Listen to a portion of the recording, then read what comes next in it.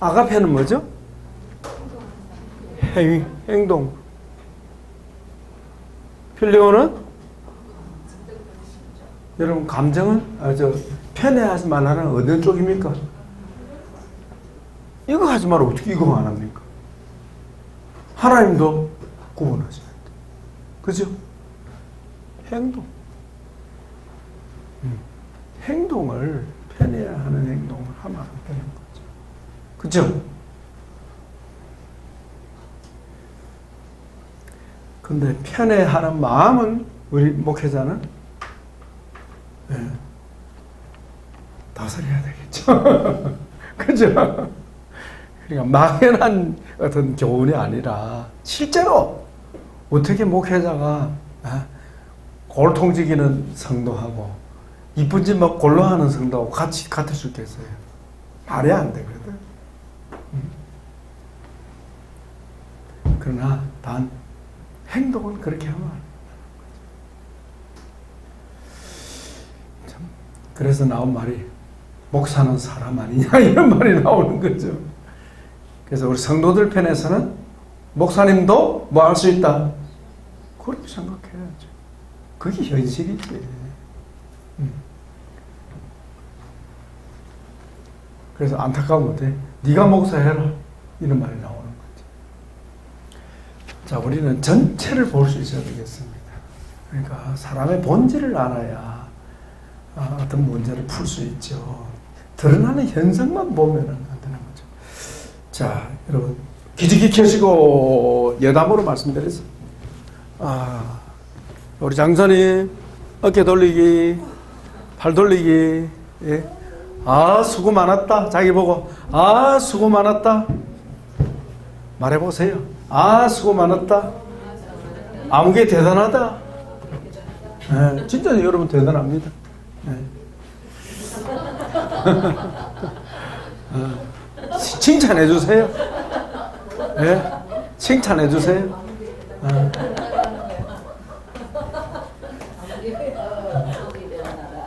박전사 대단하다. 지각도 안 하고.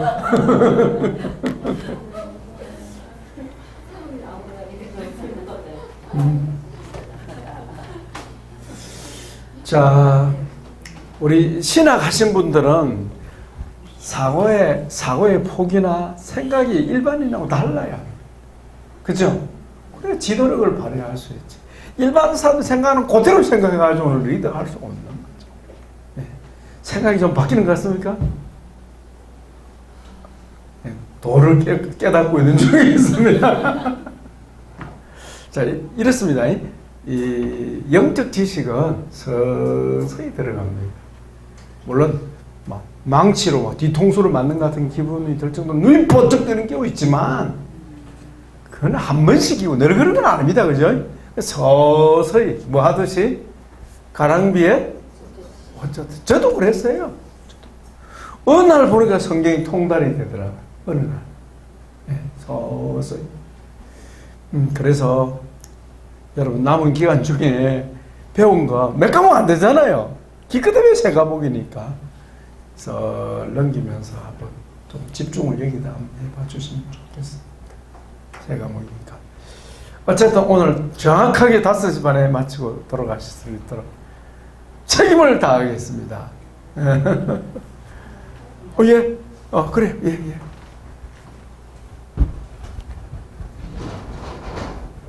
자, 구약 개론. 예, 구약 개론은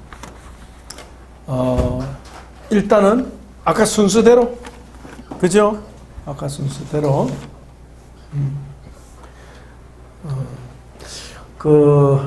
여러분 로고 테라피라는 말 들어봤죠? 우리 4학년, 죄송합니다. 4학년 애들, 4기 여러분, 5기 여러분, 로고 테라피 아시죠? 로고 테라피가 뭐죠? 로고스.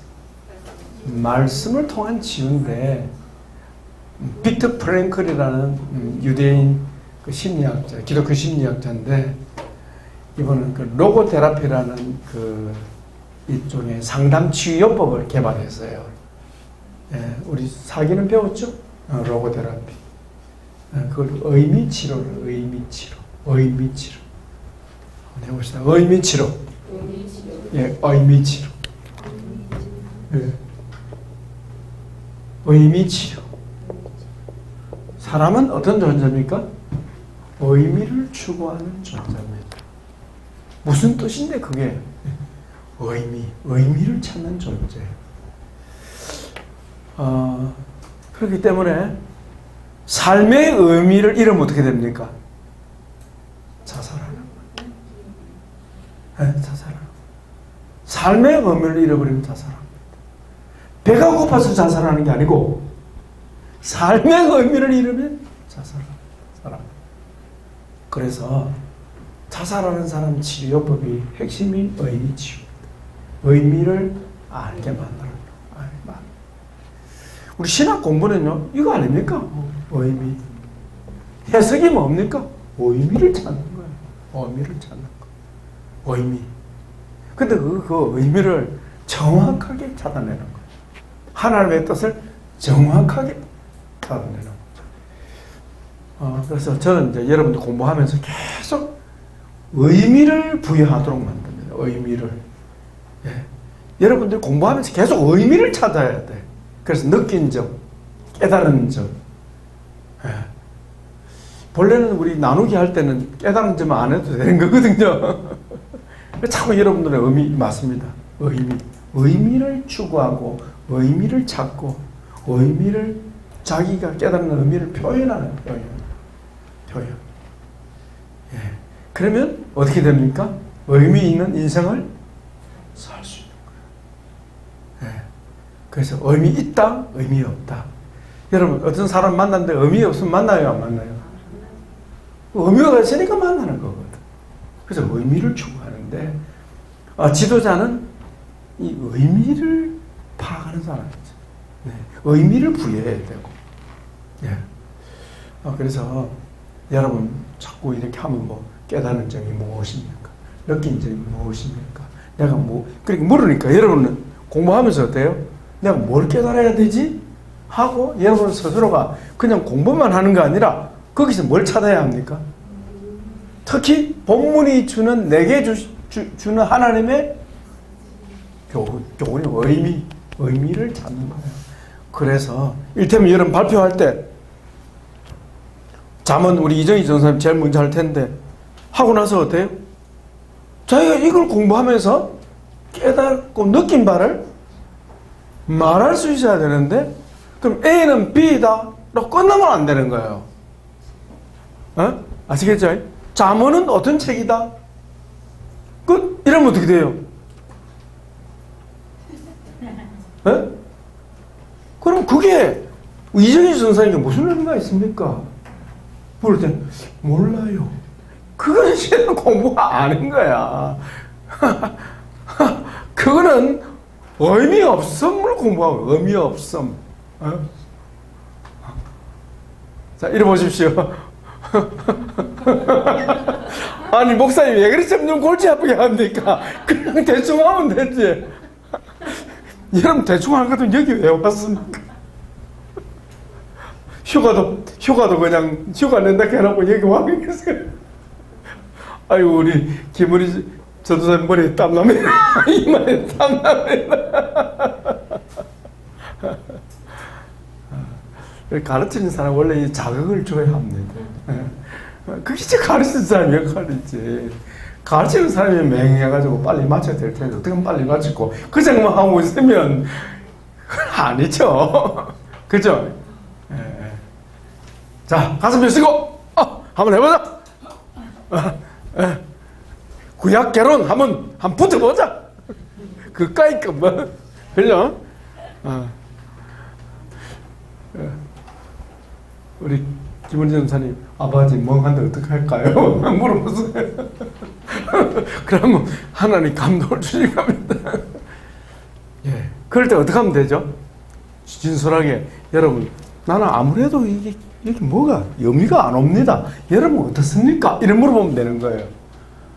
안 되면 교수한테 질문을 바로 해버리는 거예요. 나는 무슨 의미인지 도무지 모르겠습니다.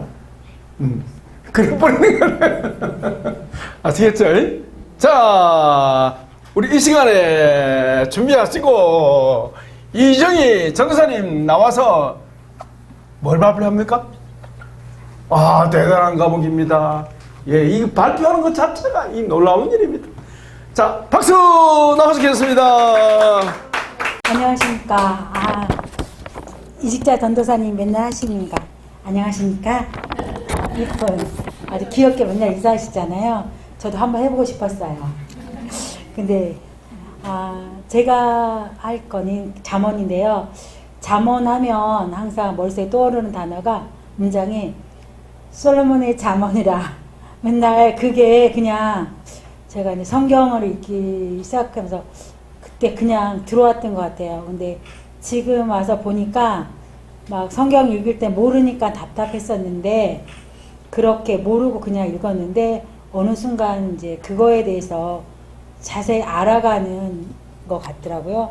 그래서 잠언이란 속담들, 격언들이란 의미를 갖고 있는 미셀라와 이스라엘의 최고의 지혜자 솔로몬에게 기록된 솔로몬의 잠언으로 히브리어는 미셸레 셀모르 온 제목이에요. 우리말의 잠언의 뜻은 경계가 되는 말, 사람들의 경계가 아니라 우리가 가려야 될 것, 어떤 말을 할 때거나 어떤 행동을 할 때 경계가 되는 그런 말이더라고요. 잠언의 대부분은 저는 잠언을 하면 전에는 솔로몬 왕이 다인 줄 알았어요. 그러니까 뒤에 보니까 누엘과 또 악을 그렇게 다른 사람이 쓴 것도 있더라고요. 누엘의 어머니가 아들 위해 기록한 누엘 앙리에서 기록한 잠언이 있더라고요. 잠언의 주제는 지혜와 지식의 근본이신 하나님 말씀을 알고 그 뜻을 행하는 자는 참 지혜를 얻게 된다고 말하고 있더라고요. 잠언 우리도 속담 같은 게 있잖아요. 그런 것처럼 우리가 갖고 있는 속담에도 많은 지혜가 담겨 있듯이 이 잠언에도 많은 지혜가 담겨 있더라고요.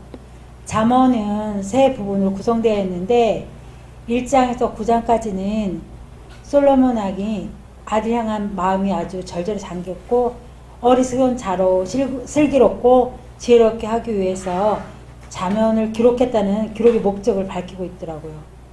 인생의 참된 지혜는 악을 떠나는 거라고 말하더라고요. 우리가 악에 빠지면 한번 거짓말하면 계속 거짓말을 하게 되는 게 사람이거든요. 왜냐하면 앞에 한 거짓말을 감추기 위해서 또 거짓말을 하고 거짓말을 하게 되더라고요. 여기 악을 떠나는 것이라는 말이 마음에 참 와닿더라고요. 악을 떠나는 게 맞다. 그리고 둘째 단락에서는 솔로몬의 잠언으로 10장에서 27장까지는 대중을 위한 이제 왕이었으면 다른 사람들, 백성을 위한 그런 거겠죠. 경건한 자의 삶을 말해주고 있어요. 그리고 셋째 단락은 개인을 위한 잠언으로 25장에서 31장이 있는데 솔로몬의 잠언을 편집해서 놓은 것과 아굴의 잠언이 30장이 있고요. 또 누울의 잠언이 31장에 있어요. 그리고 잠언이 주는 것 같은데 가장 큰 지혜는 성도의 삶 가운데 참 지혜를 주는 교훈이 많아요. 저도 이게 잠언이 좋다 해가지고 이제 그때는 이게 진정한 의미를 모르고 아들한테 너 하루에 한 장씩 읽어라. 제가 좀 강압적으로 막 했어요. 막 한 장 읽어. 야 오늘 일일이니까 읽자. 막 그러면서 그냥 좋게 말하러. 너 안 읽기만 해봐. 진짜 제가 막 교회 안 가면 너 교회 안 가기만 하면 엄마가 너 가만 안 둬 맨날 제가 막 그렇게 막 했었어요. 막 가만 안 둔다고 죽을지 알면서 막 협박을 많이 했어요. 근데 이제 제가 이제 이거 잠언을 요번에 하면서 그게 아니구나. 그 아이가 내가 하는 행동 그리고 그렇게 막 강압적으로 한데서 되는 게 아니라 자연스럽게 풀어졌을 때 그 아이가 더 하나님과 가까이 갈 수 있고 그런 게 있더라고요. 그래서 요즘은 이렇게 치유하고 또 요번에 이거 공부하면서 더 많이 생각하게 되더라고요. 이제 미래를 위한 그런 게 있잖아요. 우리가 다음 세대를 위해서 강압적이 아니라 그 아이 스스로 갈 수 있는 어떤 계기를 마련해 주는 게 가장 중요한 역할을 한다는 것 같고요. 그 다음 핵심 요절은 이렇게 돼 있더라고요. 여호와를 경외하는 것이 지혜의 근본이요 거룩하신 자를 아는 것이 명철입니다. 이렇게 돼 있더라고요. 우리가 지혜의 근본은 하나님이란 걸 잊지 말고 살아갔으면 좋겠고요. 제가 오늘 아까 쉬면서 이렇게 앞에를 이제 갔어요. 그래 갔는데 놀이터가 있더라고요. 놀이터에서 제가 그네를 10번을 타고 왔어요. 사람들 많은데 이제 어린이 놀이터인데 할아버지 정자 앉아 얘기하는데 아 내가 이렇게 그 그네를 타고 오르락 내리락 하면서 우리의 삶 속에서 오르막도 있지만 쉽게 내려가는 내리막도 있잖아요. 또 다른 한편에는 막 힘들게 올라가기도 하고 그냥 잘 정상까지 올라가는데 또 뚝 떨어지는 그런 경험도 있잖아요. 그래서 이 잠언이 삶 속에서 우리가 어떤 삶을 처했을 때 어떤 것을 하느냐, 어떻게 선택하느냐 그런 것에 많이 지표가 되는 것 같아요. 하나님의 사람으로서 우리가 살아갈 때 그리고 또 우리가 살면서 이 지혜를 마음속에 새겨서 그냥 자녀들에게 흘러내리잖아요. 우리가 막 성령 충만하면 흘러간다고 그러잖아요. 그것처럼 우리 마음속에 이런 지혜가 가득 차서 자녀들한테 그리고 또 사역을 할 때는 사역하는 그런 받는 자들에게 많은 영향력을 끼치는 그런 모습으로 변하길 바랍니다. 감사합니다. 자, 우리 잠언에서 꼭 빠져서는 안 될 게 뭡니까?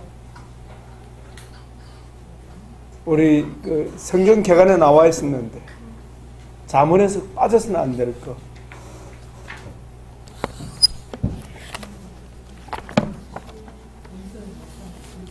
지혜이신 그리스도. 예.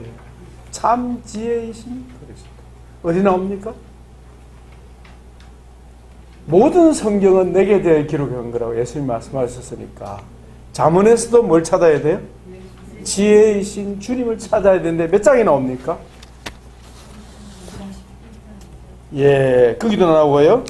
제일 많이 나온 데는 예, 잠언 8장에 나오지. 8장 전체가 뭐예요? 지혜이신 그리스도에 대한 계시입니다. 예, 잠언 8장 177쪽에 잠언의 지혜와 그리스도 나오죠? 예, 참고하시고 우리 잠언 8장 잠깐만 한번 봅시다. 그러니까 성경은 그리스도에 대한 계시다라는 생각을 가지고 보는 것과 생각 안 하고 보는 것 차이가 너무 많다. 예. 자, 거기 보면 내가 나오죠? 4절에 보십시오. 예. 사람들아 내가 너희를 부르며 내가 인자들에게 소리를 높이노라 쭉 나오죠? 나는 지혜를 1인칭으로 표현하죠. 그 지혜를 의인화했는데 사실은 참 지혜는 인격자죠. 그죠? 누굽니까? 그리스도시다. 그래서 여러분 거기 22절에 봅시다. 22절에 쭉 나옵니다. 자, 우리 이정희 선생님 한번 발표했으니까 그 다리 크게 한번 성경 이거 잡으시죠. 예.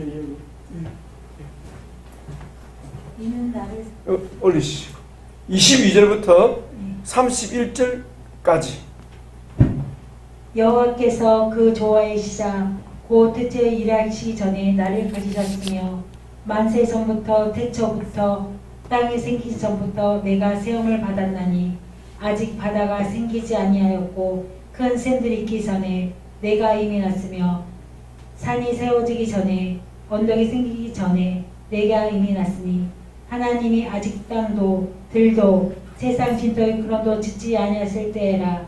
그가 하늘을 지시며 궁창을 헤매려 주실 때에 내가 거기 있었고 그가 위로 구름 하늘을 견고하게 하시며 바다의 샘들을 힘있게 하시며 바다의 한계를 정하여 물이 명령을 거스르지 못하게 하시며 또 땅의 기초를 정하실 때에 내가 그 곁에 있어서 창조자가 되어 날마다 그의 기뻐하신 바가 되었으며 항상 그 앞에서 즐거워하였으며 사람이 거처할 땅에서 즐거워하며 인자들을 기뻐하였느니라. 아멘.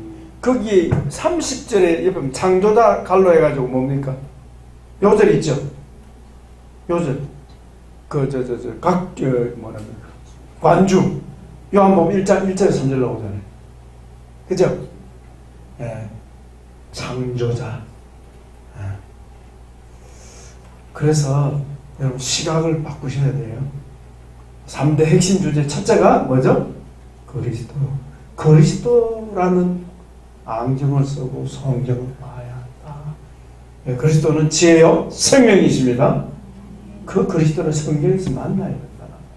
성경 읽고 연구하면서. 그럼 인격의 변화와 치유에는 좋습니다.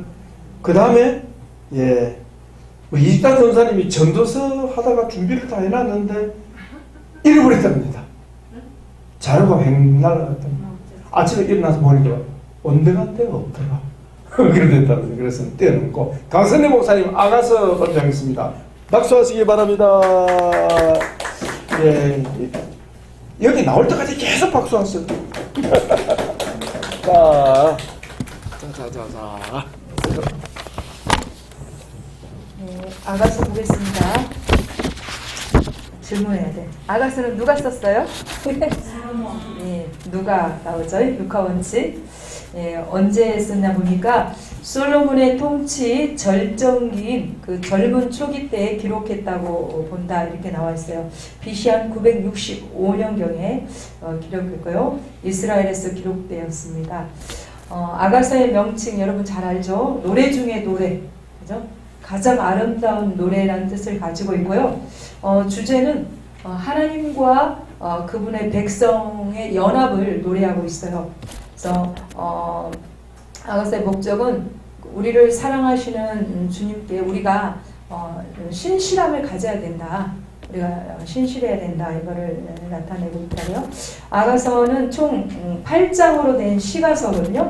시가서로 실제 솔로몬과 술람미 여인의 실제적인 사랑을 그린 그런 노래인 동시에 또 이제 우리가 아까 주제에서 살펴봤듯이 하나님과 그분의 백성들과의 또 그리스도와 그 신부인 교회들, 그리스도와 성도 간의 사랑의 노래로 나타나고 있습니다. 이러한 배경을 중심으로 기록된 아가서의 전반적인 내용을 보면은 여기 보니까 4단계로 나눠져 있더라고요. 첫 번째는 첫사랑의 시작의 단계로 1장부터 3장까지 되어 있어요. 이제 술람미 여인이 솔로몬에게 첫사랑을 고백하는 내용이 나와 있거든요. 그리고 솔로몬은 그녀의 고백을 기쁨으로 받고 서로가 사랑에 빠지는 내용으로 구성되어 있습니다.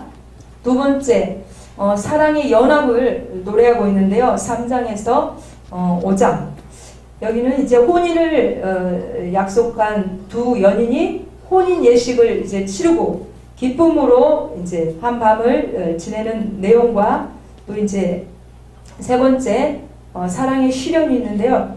이제 그 우리 결혼 초기 그죠? 결혼 생활의 이기로 괴로워하는 내용과 이제 다시 사랑하는 사람의 그 소중함을 깨닫고 서로를 그리워하다가 죄하는 다시 만나는 그런 내용으로 구성되어 있습니다.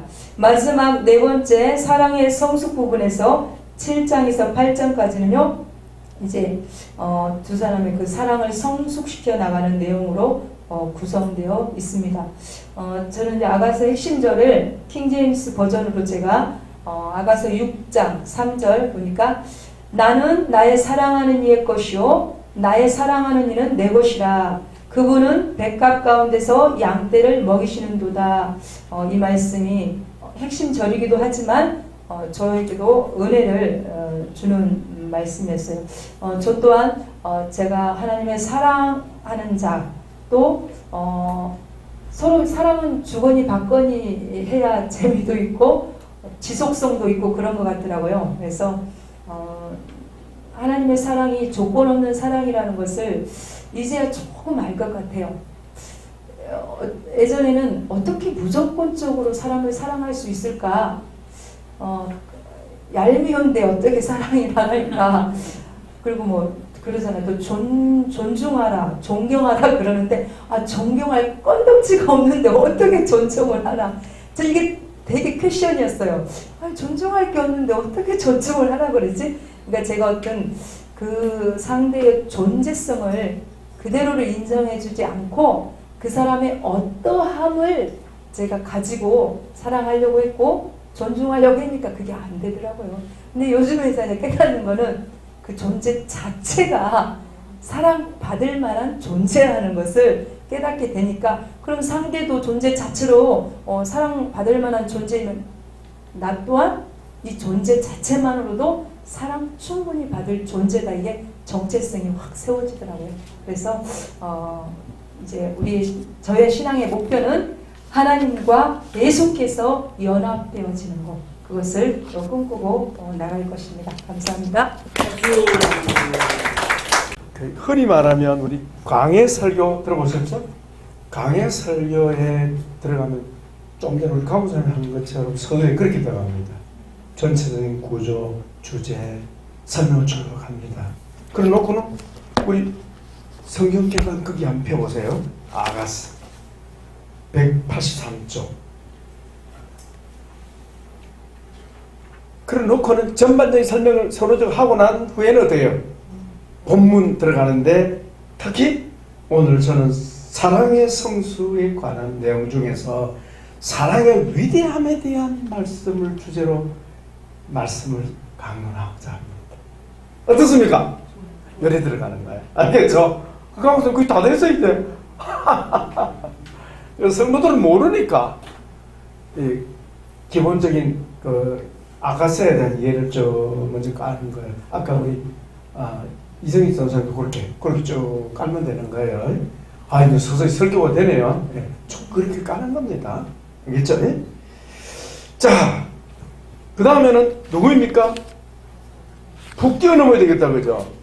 예. 강선 전사님. 예, 요엘스입니다. 요엘스. 예. 아까 순서 정해줬죠? 예. 자, 나오시겠습니다.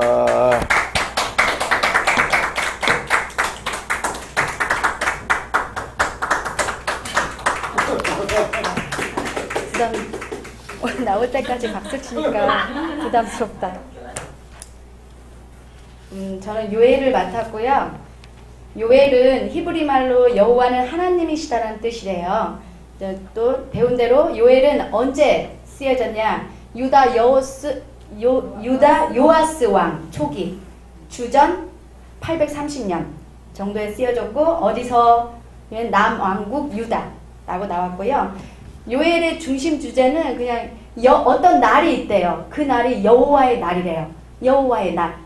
그 어떤 날이 반드시 올 건데 그 날은 여호와의 날. 근데 그 날은 두 가지 날이래요. 심판의 날, 구원의 날. 근데 심판의 날, 구원의 날. 심판은 믿지 않는 자들이 받겠죠. 근데 죄를 버리고 돌아와서 여호와를 기다리는 사람은 구원의 날이 되겠죠. 그래서 제가 이 부분을 보면서 떠오른 말씀 속에 떠오른 거 두 가지 길. 우리가 가야 될 길이 두 가지 길이구나. 악인의 길, 의인의 길. 시편에서 악인의 길은 망하고 의인의 길은 인정하고. 그래서 두 가지 길. 또 신명기에 보면은 순종하여 받는 복, 불순종하여 받는 저주.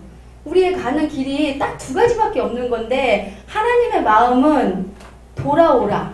왜 이런 것들을 알려주시겠어요? 반드시 심판의 날이 있고 반드시 한 길은 저주가 있고 반드시 한 길은 망하는 길이 있는데 그런데 니네가 이걸 알고 있어서 이걸 버리고 돌아와서 여호와를 기다리면 구원의 날이 있고 축복의 날이 있고 인정받는 날이 있다라는 걸 알려주고 싶은 그런 마음을 제가 이제 요엘서를 준비하면서 기다려고 알게 됐거든요. 왜냐면 이제 너무 심판, 마지막 날, 이렇게 너무 저게 요엘서 너무 무섭게 다가왔어요. 근데 그 말을 한 이유는 돌아오라. 여호와께 돌아오라. 그 마음이 되게 절절하게 느껴졌어요. 그래서 요엘서를 자세히 들어가 보면 요엘서는 3장으로 되어 있고 1장은 과거의 여호와의 날, 2장 1절에서 27절은 다가올 여호와의 날, 세 번째 3장 2장 28절에서 3장까지는 최후의 여호와의 날, 다 여호와의 날이에요. 1장에 과거의 여호와의 날이 있었대요. 그날이 어떤 일이 있었는지를 얘기를 해주는 거예요. 메뚜기 재앙이 있었고 가문의 재앙이 있었대요. 또 2장에서는 어떤 일이 있을 거냐면 유다를 공격할 거래요. 그렇지만 너희들은 구원받을 거래요. 또 3장에서 최후의 여호와의 날에는 말씀하신 대로 만민에게 성령을 부어주실 거래요. 그리고 구원이 완성될 것이고 반드시 승리할 거라고. 그래서 제가 이제 곰곰이 생각을 해봤어요. 메뚜기 재앙과 가문 재앙을 왜 보여줬지? 왜 1장에 메뚜기 재앙 얘기가 있고 가뭄의 재앙을 왜 놔뒀지? 그게 잘 이해가 안 됐어요. 그러니까 심판에 대한 무서움을 나타내려고 하시는 걸까? 이런 생각을 했었는데, 메뚜기 재앙이나 가뭄 재앙이나 지금 있는 코로나나 다 심판의 때가 있다라는 걸 말해주고 싶어 하신다는 걸 느꼈어요. 얘들아 반드시 이렇게 재앙처럼 심판의 때가 있어. 그러니까 돌아와. 돌아오면 내가 너희들 안아줄 거야. 반드시 승리하게 해줄 거야. 그런 주님의 마음을 알게 되면서 심판이 두렵지가 않구나. 심판은 우리에게 나팔소리와 같은 거구나. 이 심판이라는 단어가. 그래서 저에게 개인적으로는 심판이 승리의 함성같이 조금 다르게 느껴졌습니다. 이상입니다. 한 번 더 박수합니다. 자, 여기에 중요한 거 하나 우리 짚고 넘어가야 되겠죠? 뭡니까? 요엘서에 중요한 거 하나.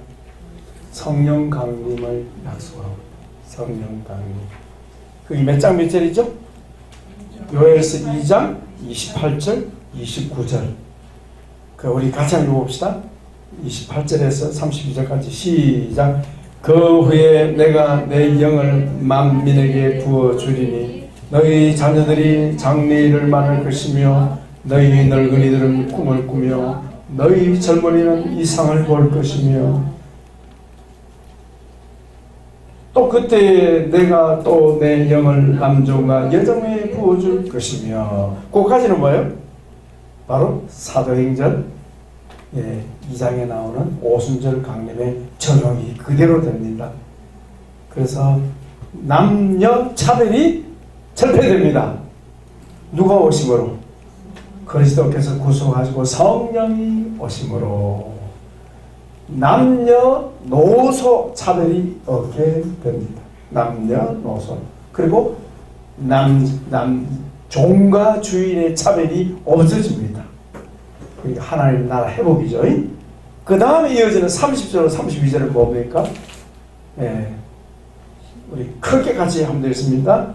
내가 이적을 하늘과 땅에 베풀리니 곧 피와 불과 연기 기둥이라. 여호와의 크고 두려운 날이 이르기 전에 해가 어두워지고 달이 핏빛같이 변하리니와 누구든지 여호와의 이름을 부르는 자는 구원을 얻으리니 이는 나 여호와의 말대로 시온 산과 예루살렘에서 피할 자가 있을 것이며 남은 자 중에 나 여호와의 부름을 받을 자가 있을 것입니다.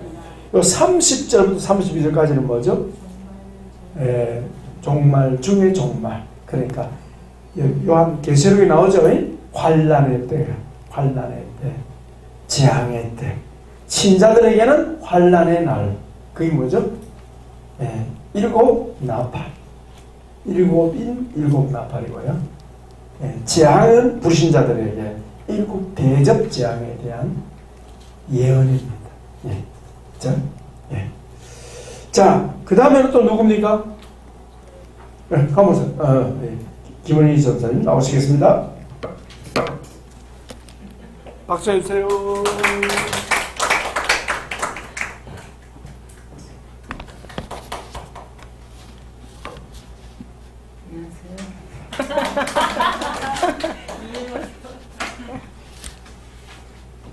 오바댜입니다.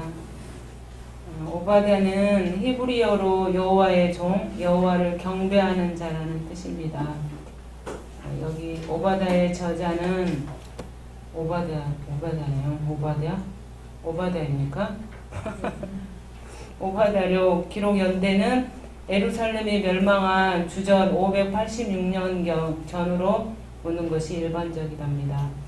배경은 남유다가 바벨론에 계속된 침략을 받아 멸망당할 때 바벨론의 연합군의 일원이 되어 유다를 함께 함락시킨 에돔에 대한 하나님의 진노의 심판이 준비되어 있음을 전하는 것입니다.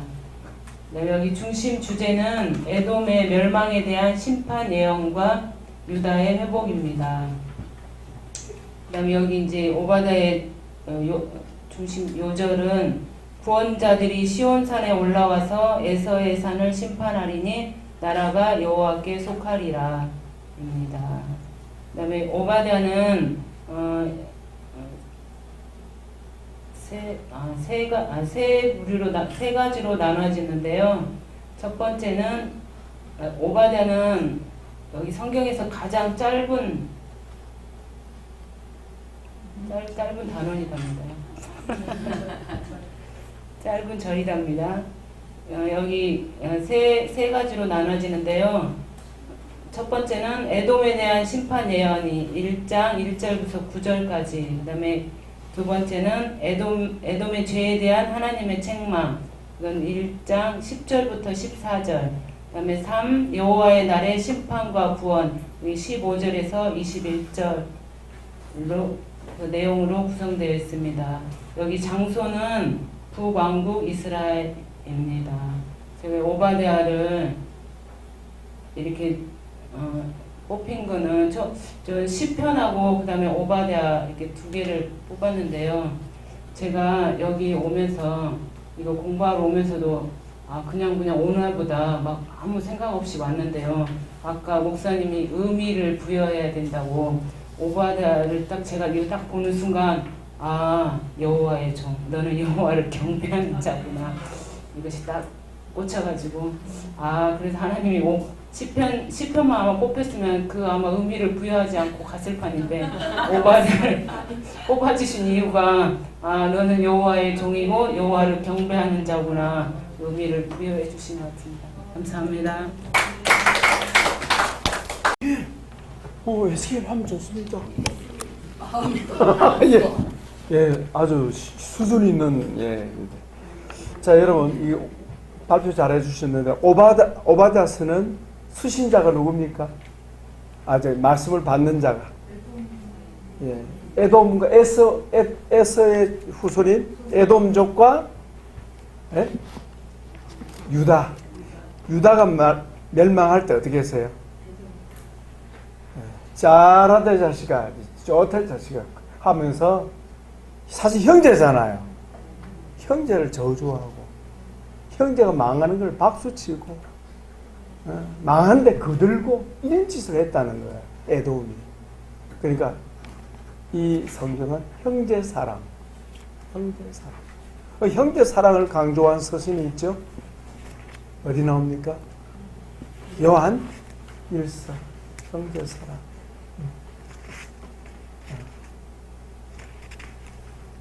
사랑하는 자들아 우리가 서로 사랑하자. 형제 사랑. 형제 사랑. 미국의 필라델피아라는 여러분 도시가 있죠. 필로스 형제 델피아. 그러니까 형제 사랑을 강조하는 그런 이름인데 형제 사랑이 주제입니다. 주제. 그러니까 우리 형제 사랑을 어떻게 해야 되는가를 가르쳐주는 그런 본문이라 생각하면 되겠습니다. 우리 박정숙 전사님 나오셔서 이번에는 에스겔로 가겠습니다. 박수로 맞이해 주시기 바랍니다. 네, 안녕하세요. 왜냐면 원래는 미가하고 에스겔인데 미가가 좀 잘 익숙하지가 않아갖고 에스겔로 하겠습니다. 에스겔은 부시 아들로서 제사장 출신이고요.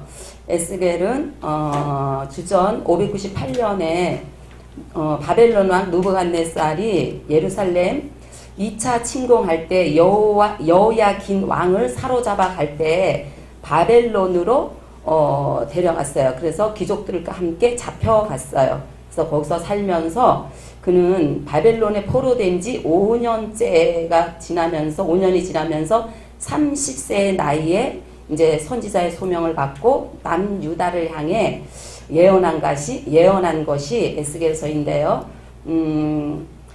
그 총 48장으로 되어 있고 크게 세 단락으로 나눌 수 있습니다. 그래서 첫째 단락은 에스겔의 소명과 임무 1장서부터 3장까지고요.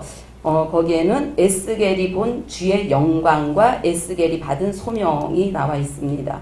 둘째 단락은 장차 임할 주의 심판 4장서부터 32장까지 유다를 향한 하나님의 심판 예언, 열방에 대한 주의 심판.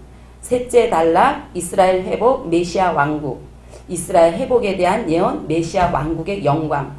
이렇게 보면 또 중심 주제는 범죄한 유다에 대한 하나님의 심판과 미래에 완성될 하나님의 왕국에 대한 소망이 중심 주제입니다.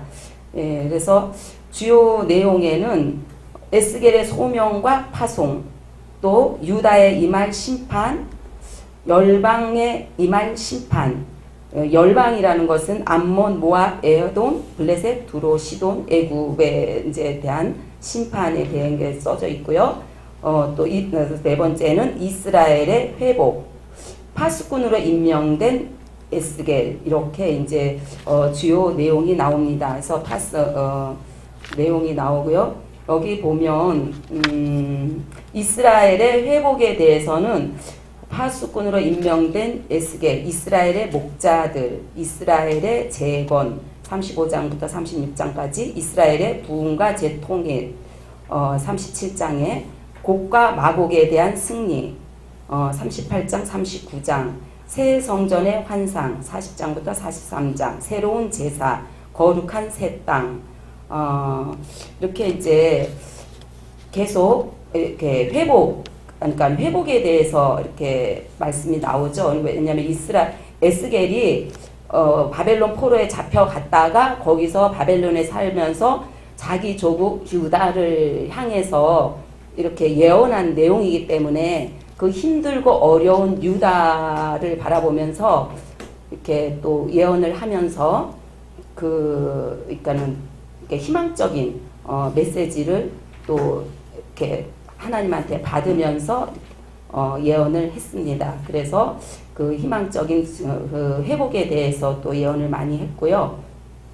그래서 본서에 나타난 그리스도의 표현은 그리스도의 모습은 높은 산에 심긴 백향목의 연한 가지로 장차 자기 백성을 다스릴 의로운 왕으로 자기 양떼를 먹이고 인도하실 참 목자 등으로 이렇게 이제 표현이 되어 있습니다. 그래서 보면은 그 에스겔의 심정이 심판하시나 이제 회복하시는 게 나오는데요. 먼저 심판의 메시지는 뭐냐면 에스겔은 신속히 고국으로 돌아갈 그 희망을 품고 이제 돌아갈 것을 희망한 포로민들의 그 신정을 맹렬하게 비판을 가하는, 그 포로민들한테 맹렬하게 비판을 가하는 메시지를 전해야 하는 위치에 있었어요. 그래서 바벨론에 잡혀간 1차 포로민들은 본토에로 신속한 귀환을 소망하면서 겨우 생계를 유지하고 있는 상태였습니다. 그들에게 거짓 선지자들은 속한 시일에 귀국할 수 있다는 예언을 하지만 에스겔은 거기에 대해서 예루살렘의 멸망을 선언하는 메시지를 선포했습니다. 왜냐하면 하나님은 그들을 이제 따뜻한 봄날 에스겔은 집 근처, 에스겔한테 어떻게 했냐면 봄날 집 근처에서 머리털과 수염을 깎아서 저울에 달고 있었어요. 그래서 3분의 1은 또 이렇게 달고 있었는데 3분의 1은 거리에서 태우고 있었고 3분의 1은 빌린 칼로 이렇게 날려버리고 바람에 날려버리고 빌린 칼로 치고 이러면서 이것이 너희의 모습이다라고 유다한테 그렇게 말을 할 수밖에 없었습니다. 주 예수께서 가라사대 이것이 곧 예루살렘이다. 그러면서 3분의 1은 그것이 뭘 뜻하는 거냐면 3분의 1은 온역으로 기근으로 멸망하고 3분의 1은 사방에서 칼에 엎드러지고 3분의 1은 내가 사방에 흩고 그래서 이제 포로로 잡혀간 그런 것을 이제 그 뒤를 따라 칼을 빼리라. 하나님의 지속적인 사랑에도 불구하고 이스라엘이 계속적으로 이 사랑을 거부하였기 때문에 에스겔은 이 선언을 할 수밖에 없었고 그 이유가 뭐냐면 유다는 오랫동안 우상숭배와 배도를 행해왔기에 유다의 심판이 임할 수밖에 없다는 메시지를 전할 수밖에 없었습니다. 그래서 그 에스겔서를 보면 얼마나 그 부패가 심했냐면 벽장 속에도 다 이렇게 숭배하는 뭐 벌레도 있었고 뭐 별게 다 있더라고요. 그래서 에스겔서를 48장까지 있으면 엄청 긴 장이거든요. 엄청 긴 장인데 그것이 다 뭐냐면 우상 숭배하는 장면이 많이 있었어요. 그래서 그것을 보고 하나님이 슬퍼하면서 이런 너희들은 내가 아프지만 심판할 수밖에 없다라는 그런 이제 말씀들이 많이 있었습니다.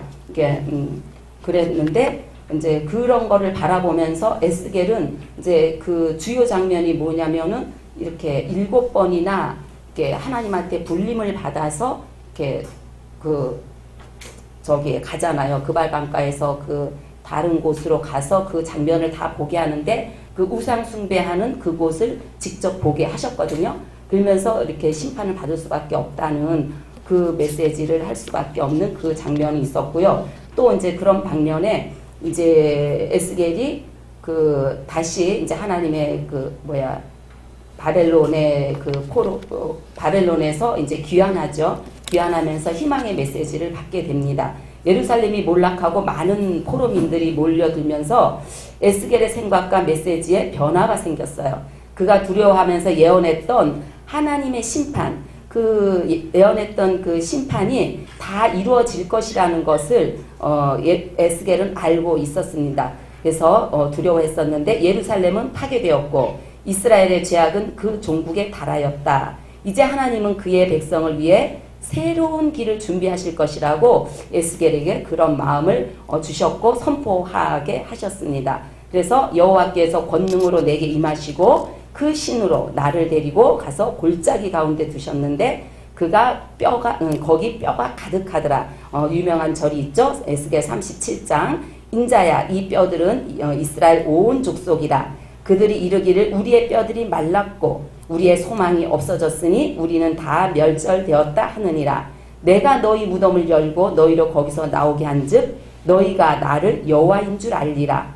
내가 또 내 신을 너희 속에 두어 살게 하고 내가 또 너희를 너희 고토에 거하게 하리니. 그러면서 그 골짜기의 마른 뼈의 그 말씀은 우리가 이제 유명한 말씀으로 다 알고 있는데요. 이것이 곧 회복입니다. 그러면서 에스겔을 통하여서 유다가 그렇게 회복될 것이라는 희망을 주셨고요. 이 말씀을 읽으면서 에스겔은 영의 사람입니다. 그는 7번이나 성령에 의해서 다른 곳으로 몸이 이동하는 신비한 체험을 했다고 말합니다. 이 정도의 체험은 그만큼 하나님의 뜻을 알고 있었을 뿐만 아니라 깊은 기도의 세계를 통해 하나님과 교감해내는 영적 실력이 있었기 때문에 가능한 것이라고 봅니다. 그래서 이 시대에 어렵고 힘든 때 지금 코로나로 인해서 바라보면은 세계 곳곳이 어렵고 힘들죠. 우리나라도 물론 힘들고 이럴 때 그 하나님의 이렇게 사랑하지만 심판하시고 또 이렇게 돌아오라고 말씀하시는 그 경고의 메시지라고 우리는 알고 그때일수록 하나님의 마음을 알고 하나님의 마음으로 이 사회를 향해 울 수 있는 기도의 사람들이 다 되어서 심판하시나 구원하시는 그 하나님을 바라볼 수 있게 내가 또 그렇게 바라봐야 되겠지만 우리의 자녀들 또 내 이웃의 사람들에게 심판하시나 구원하시기를 원하시는 그 하나님의 마음을 알고 기도할 수 있는 우리들이 다 되어서 하나님의 뜻을 이룰 수 있는 우리가 되시길 소망합니다. 감사합니다. 네, 에스겔이 활동하던 곳이 어디죠? 예? 포로. 그러니까 언제 어디서 누구에게 쓴가? 그러니까 선지서나 서신서는 수신자들이 다 있죠. 그러니까 예언서는 선지서는 그 메시지를 듣는 백성 대상이 있는 거예요. 그 대상이 어떤 대상입니까? 어떤 유다 백성들? 바벨론에 포로되었던 유다 백성입니다. 근데 바벨론 포로되었던 유다 백성들이 있는데 또 성지에는 또 누가 있어요? 남은 자들이. 그 남은 자들은 어떤 사람입니까? 지금 에스겔은 몇 차 포로된 사람이죠? 예, 그걸 분별해야 돼요. 자, 여러분 거기 책을 한번 보십시오. 그 어디 나왔습니까? 느헤미야. 에스라서 나왔죠? 에스라 보면 나옵니다. 143쪽 보세요.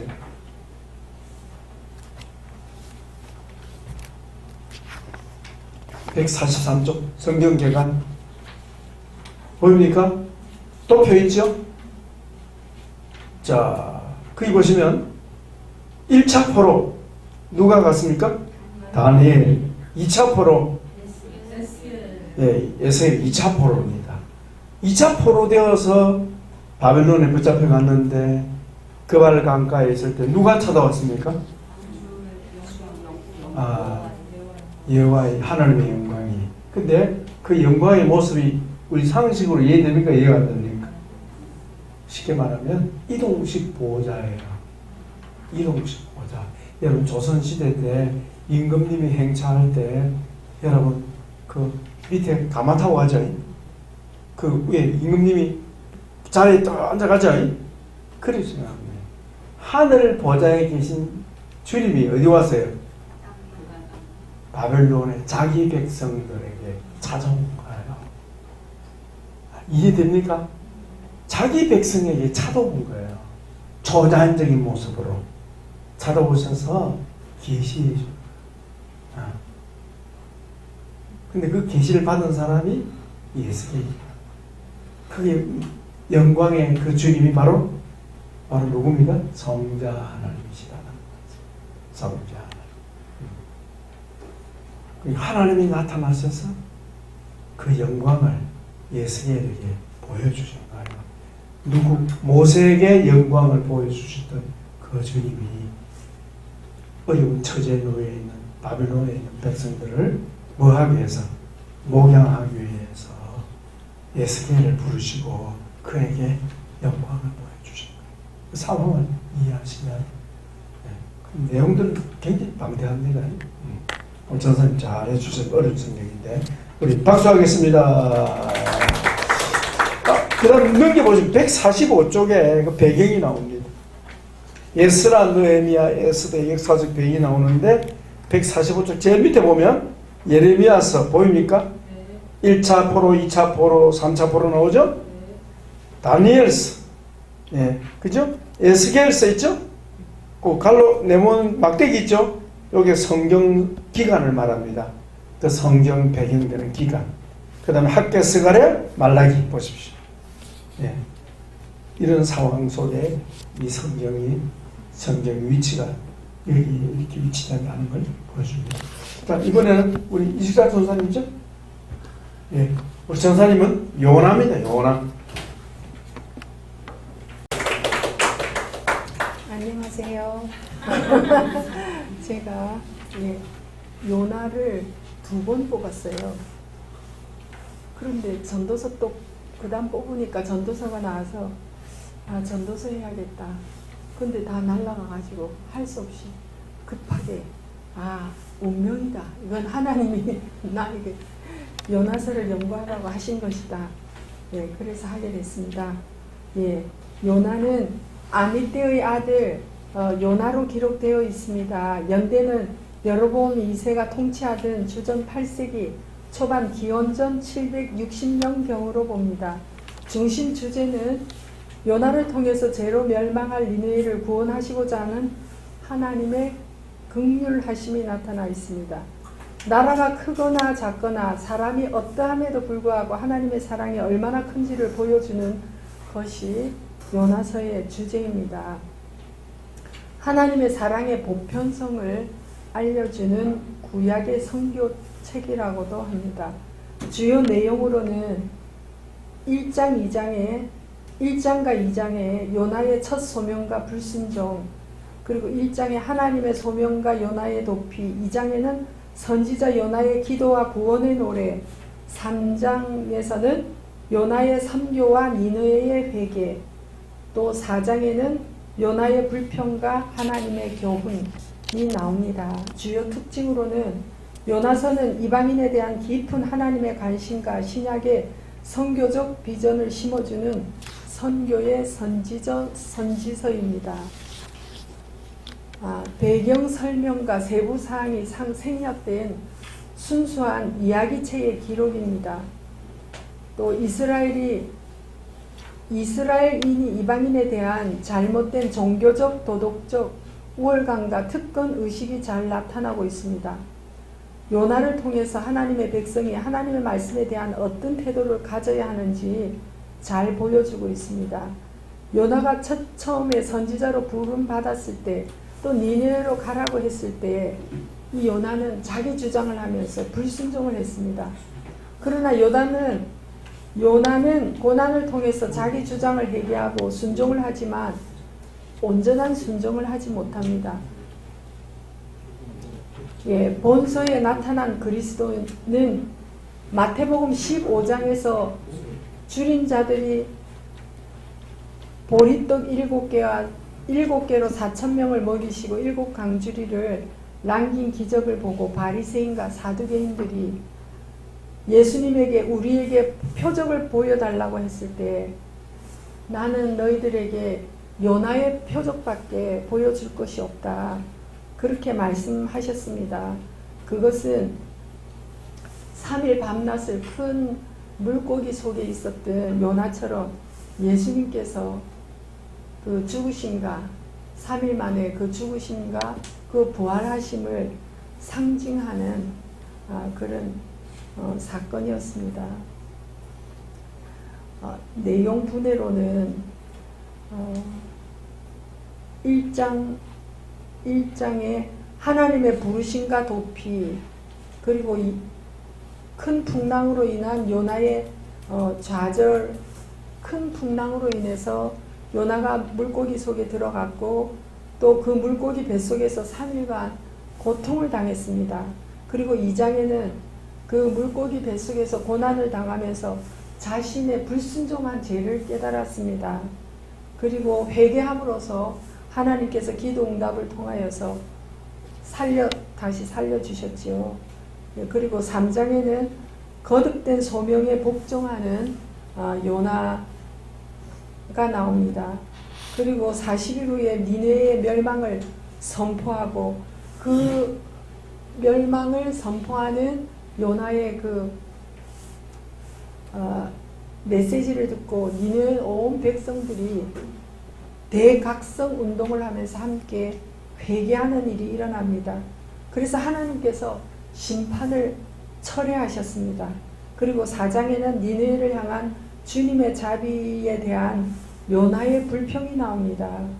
그래서 제가 이 장에서 그 요나가 순종을 해서 처음에는 불순종했지만 두 번째는 순종을 해서 그 니느웨 백성들에게 회개를 각성하는 메시지를 했지만 그러나 그 마음에 온전한 순종이 없었다. 그래서 순종은 오베이고 서브밋은 순복은 서브밋이라는 거. 그래서 순종은 행동으로 하는 거, 또 순복은 마음의 태도라는 거. 다시 생각하게 됐어요. 예를 들어서 목사님이 저한테 저기 그 식당에 가서 뭐 칼을 갖다 달라 저한테 그랬어요. 네, 그러면 가져다 드리겠습니다. 그러면서 가서 칼을 가져다가 드렸어요. 행동은 했어요. 그런데 제 마음속에 왜 날 시키지? 기분 나쁘게? 뭐 아니면은 나 바쁜데? 그러면서 이 마음으로는 순종하지 않는, 마음으로는 순복하지 않는 그런 짜증스러운 불쾌한 마음으로 갔다면 그거는 온전한 순복이 아니라는. 그래서 하나님이 원하시는 것은 행동으로 나타나는 순종이 아닌 순복이라는 것. 다시 한번 생각하게 됐습니다. 그래서 제가 이걸 뭐 짧은 시간이지만 생각하면서 이 요나서를 통해서 그 어떤 사람이라도 하나님께서는 돌아오기를 원하시고 또 기다려 주신다는 그 긍휼한 하나님의 사랑을 다시 한번 또 생각하게 됐습니다. 그러면서 제 주위에 그 안타까운 그 상태에 있는 그 사람들을 기도는 하고 계속 기도하고 소원하고 계속 중보하지만 그 참 마음에 너무 안타까운 마음들이 있었는데 이것까지도 정말 하나님의 긍휼하심으로 그냥 내 마음으로 안타깝게 여기는 것보다 하나님께 온전히 다 100% 맡기고 하나님의 그 자비하심과 긍휼하신 그 사랑이 나에게 흘러 들어오는 것이 우선순위겠다. 그래서 판단하지 말고 정죄하지 말고 그 사람들을 기다려주고 심없는 중보가 필요하겠다. 그런 생각을 다시 하면서 그래서 이 요나서를 하라고 하나님이 하셨구나. 네, 그런 생각을 하게 됩니다. 근데 오늘 너무 말이 안 되네요. 그냥 입이 뻣뻣하니 혀가 안 돌아가고 이상해요. 들어주셔서 감사합니다. 자.